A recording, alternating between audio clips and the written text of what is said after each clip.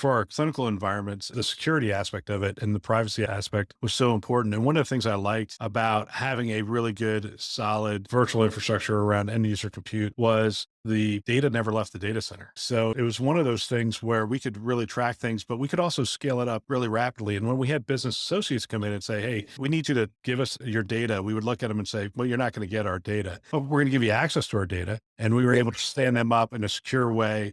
They were actually functioning from within our data center, in a lot of cases, utilizing our tools that were available.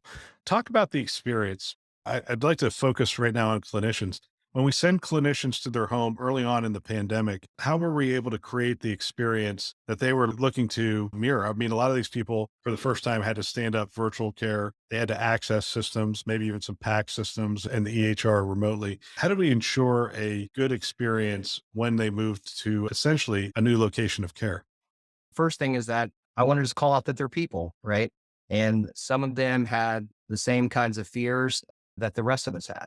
It really was about care, but it also was about, like you said, their experience and how it made them feel.